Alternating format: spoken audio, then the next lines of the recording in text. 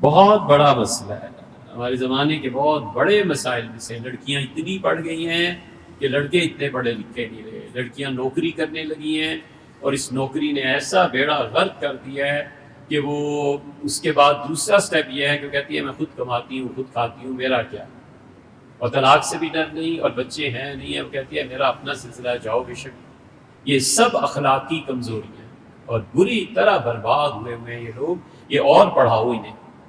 یہ جو نصاب ہے نا، یہ فزکس، یہ کیمسٹری، یہ ساری چیزیں پورے نصاب میں ایک سبجیکٹ ایسا نہیں ہے جسے پڑھ کے پتہ چلے کہ حضور اقدس صلی اللہ علیہ وسلم کی سیرت طیبہ کیا تھی۔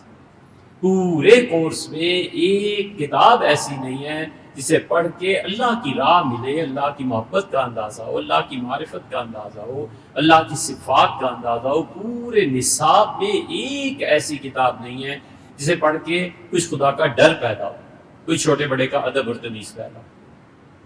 جب آپ انہیں تمام علوم عقلیات کے پڑھائیں گے، اس کا نتیجہ یہ نکلے گا۔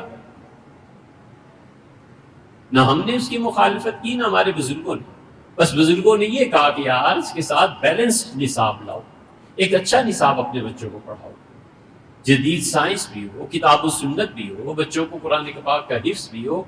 انگریز نے اپنی مجبوری سے یہ طے کر لیا تھا کہ ایک ایسا نصاب پورے ہندوستانیوں کو پڑھائیں جس میں مذہب کا کوئی دخل نہ ہو۔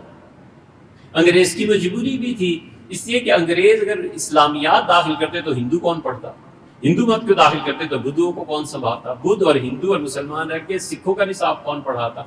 تو انگریزوں نے ایک سیکولر نصاب قوم کو دے دیا، ملک بن گیا، بنانے والے بھی اصلاً سیکولر تھے۔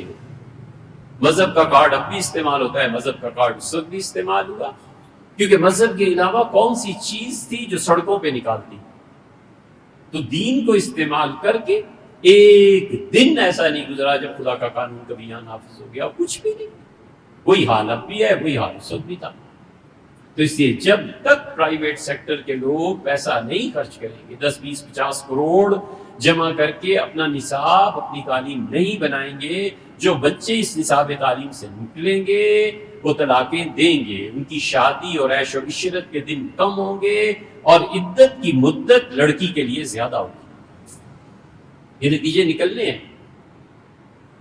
ٹھیک ہے، آج کیکر کا درخت لگا کے 20 سال بعد رونا کہ یہ کیا ہو گیا، یہ ہونا ہی تھا۔ حضرت آپ نے کیکر کا درخت لگایا تھا، اب آپ گلاب چننے جا رہے ہیں، یہ ہوگا۔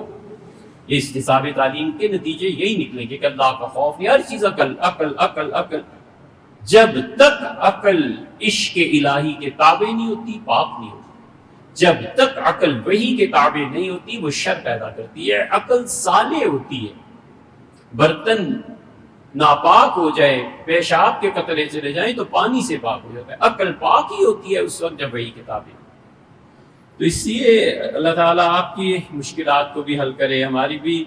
ہمیں کچھ معلوم نہیں بھئی اب کہاں سے کوئی وظیفے لائیں جو شادیاں اور لڑکے وہ اپنے موج اور مستی کے مالک ہیں، سب جانتے ہیں کیا اس پہ تبصرہ کرتے ہیں۔